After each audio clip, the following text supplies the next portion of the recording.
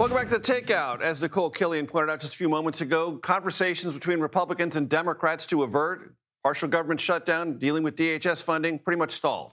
So let's bring in someone who might give us some insight on where this might be all heading. Democratic Florida Congresswoman Debbie Wasserman-Schultz. Congresswoman, always good to talk to you. You're pretty read in on the Democratic cloakroom, Democratic leadership. What are going to be the absolute must-haves in the context of these negotiations with the Trump administration to get enough votes to fully fund the Department of Homeland Security? Well, Major, thanks for having me. And the bottom line is anything that we do to fund DHS cannot have the support of Democrats until they are reined in. ICE is completely out of control. We have to make sure that the masks come off, because people in this country have the right to face their accuser.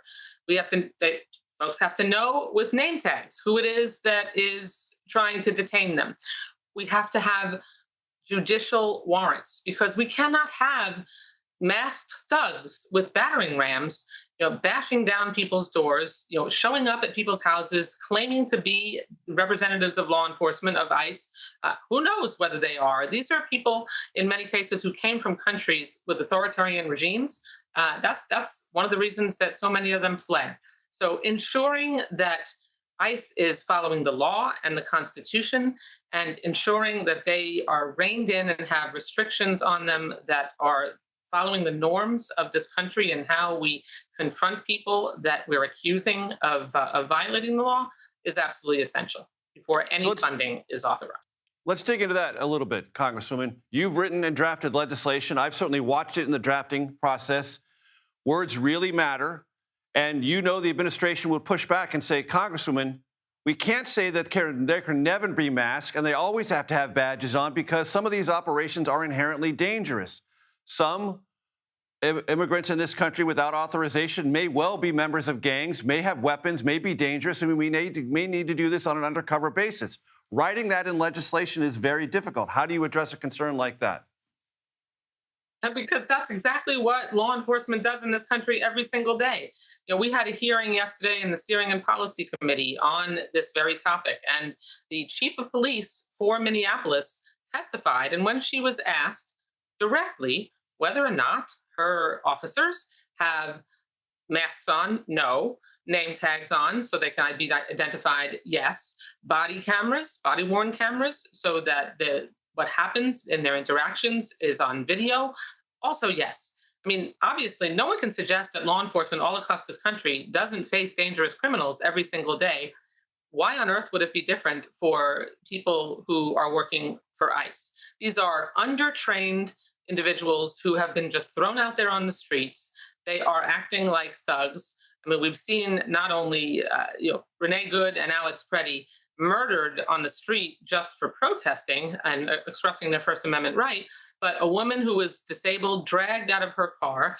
In my community, they're stopping lawn trucks just because people have brown skin or Hispanic accents. If you're stopping people with Hispanic accents just because of how they sound in this community, that's all you're going to be doing all day long. And that's outrageous and unacceptable, and not how ICE should be conducting business. You made reference to a judicial warrant. That has historically been the means by which any immigration enforcement can enter a property. The administration argues if there is a deportation order, that is sufficient because that has been judicially adjudicated. I'd like your response to that. Prior to this administration, judicial warrants were utilized. People went before judges. The really serious problem we have here is that Trump lied when he said that they were going to go after the worst of the worst. DHS's own numbers, Major, show that only 14% of those that ICE has detained had any kind of a criminal record. Any criminal record. The overwhelming majority of people that they're detaining are simply trying to make a better way of life for themselves or their families. In fact, many of them, whether they had TPS or have applied for asylum, are actually following the rules and are not undocumented.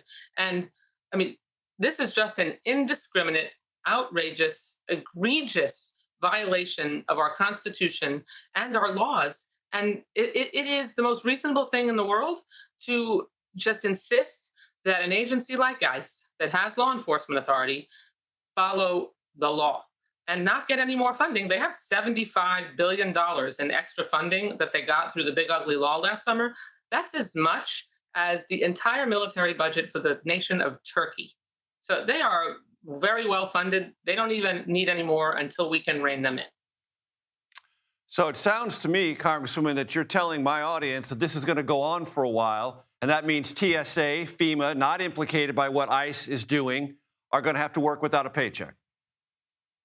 Well, that's up to the Republicans, because I know the overwhelming majority of Americans have watched in horror what happened on the streets of Minneapolis and what is happening and playing out in cities across this country. People are appalled at the way ICE is conducting themselves. 3,000 ICE enforcement agents on the streets in Minneapolis. I'm glad they've been pulled back, but the president trying to use the military, our National Guard, in cities across the country. The court slapped that down because that was a violation of our Constitution. I mean, why can't we just have an administration that enforces the immigration law and lets people go through the process and ensures that we do go after the worst of the worst? I'm for that. I think we should deport criminals. And if that's the way that Trump carries out his immigration enforcement policy, that is fine with me. But what is not fine is that they are engaged in authoritarian practices that are like the regimes that so many of these folks fled, and like our founding fathers wrote into the Constitution that it was not going to be allowed, that the government was going to be able to just bust down your door and drag you out of your house without getting a warrant signed by a judge. That's what the system of checks and balances is about. And they're not following that because they just want to do it any old way they feel like it. Florida Democratic Congresswoman Debbie Wasserman-Schultz, always a pleasure to have you on. Thanks for your time. Good to be with you.